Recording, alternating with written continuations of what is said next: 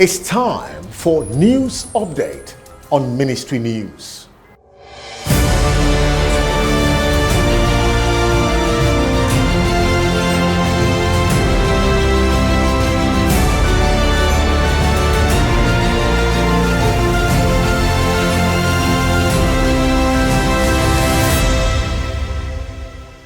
The Minister of Police Affairs, Alhaji Maigari Dinyari, has stated that the Nigerian police force has resolved to deploy modern and best technology to put an end to the menace of terrorists and bandits in the country in order to win the war on insurgency and terrorism. The minister was speaking during the presidential briefing organized by the Office of the Special Advisor to the President on Media and Publicity in Abuja, noted that policing is no longer about the use of sophisticated weapons and other security gadgets, but deployment of high technology and techniques to achieve the desired goal of safeguarding lives and property of citizens. The minister at the briefing also revealed that 25,000 constabularies have been trained and deployed across the country for community policing. The current state of Nigeria's internal security with emphasis, policies and programs aimed at reforming the police and remodeling Nigeria's internal security framework. The accompanying submissions will also enunciate some achievements of the Ministry of Police Affairs in promoting active citizen engagement for brighter internal security outlook through policies and programs such as domestication of community policing, police specialized services automation project, resuscitation of police public complaints committee, enhanced police welfare, enactment of police academy bill into law, improved manpower requirement in Nigeria through police recruitment of 30,000 constables, facilitation of information communication technology for biometric data capturing, and the establishment of the best West African police information system, that is WAPIS, for intelligence gathering in sub-Saharan Africa.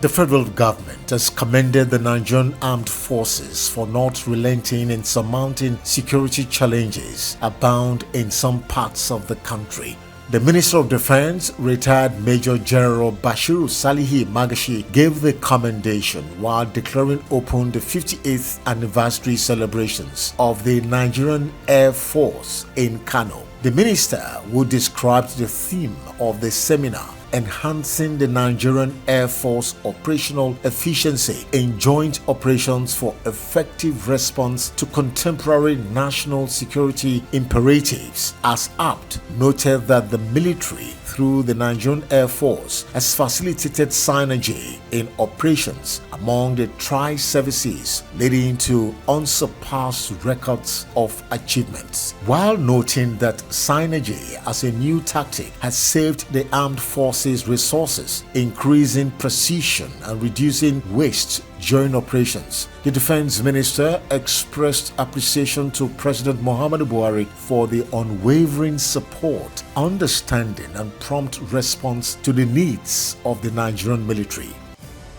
The federal government, collaborating with Nigeria's 36 states, is gathering experts in technology and transportation for a two-day national discourse that will drive policies towards a tech-driven transportation system in the country. This was disclosed to journalists in Lagos on Monday by the Lagos State Commissioner for Transportation, Frederick Oladende. He noted that the conference, which will also feature the exhibition of the latest transportation technologies, will take place between June 7 and 8 at the Eco Hotels and Suites, Victoria Island, Lagos. According to Oladende, the event, being organized under the auspices of the Federal Ministry of Transportation by the Nigeria Transport Commissioners Forum, will feature transportation technology and investment opportunities in line with global best practices.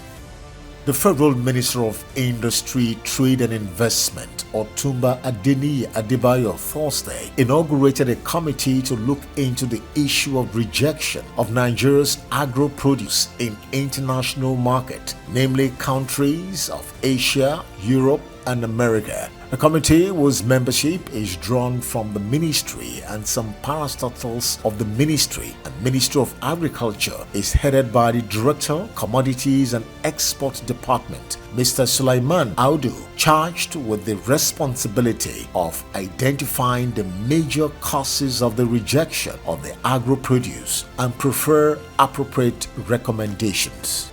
The Minister of Environment, Mohammed Abdullahi, has disclosed the federal government's commencement of a process towards development of a draft policy to ban the importation of used refrigerators into the country during a stakeholders workshop for validation of the draft national cooling plan in Abuja. He said the move was to complement global efforts towards preservation of the ozone layer and reduction of greenhouse gas emissions as part of fallout of the Kigali project approved for Nigeria in 2018 by the Climate Works Foundation. According to the minister, the ministry and the Nigeria Extractive Industries Transparency Initiatives are also collaborating to tackle environmental degradation by obtaining positive inputs and recommendations from NEITI.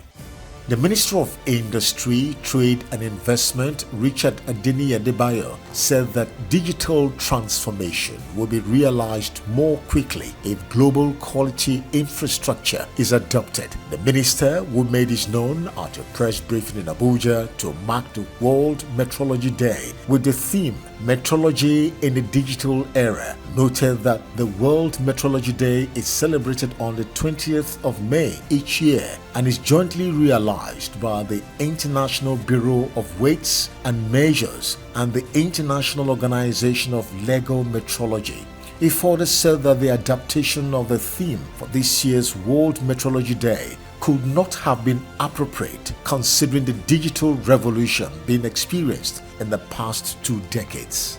The Minister of State for Transportation, Bemisola Saraki, has now taken over as Minister of Transportation following the official resignation of Chibuike Rotimi Amechi on Monday. Amechi formally resigned his appointment as Nigeria's Minister of Transportation to enable him pursue his ambition of contesting the 2023 presidential election. The Minister of the Federal Capital Territory Administration (FCTA), Mohammed Musa Bello, has considered the reopening of the building markets in Dede as peace has returned to the area. The market was closed last week after a violent clash between traders and Okada riders, which led to the loss of lives and destruction of goods and property. The permanent secretary of the FCTA revealed plans to reopen the market when he represented the FCT minister during a condolence visit to families of those killed in the violent clash. And finally, on ministry news, the federal government, through the Ministry of Youth and Sports Development, has announced the members of the Interim Management Committee to oversee the development of basketball sport in Nigeria. This is following the recent directives of President Muhammadu Buhari on the state of basketball in the country and its withdrawal from all international basketball competitions for the next years. The committee is expected to draw up programs that will revamp basketball from the grassroots in Nigeria and attract corporate sponsors for the development of the game.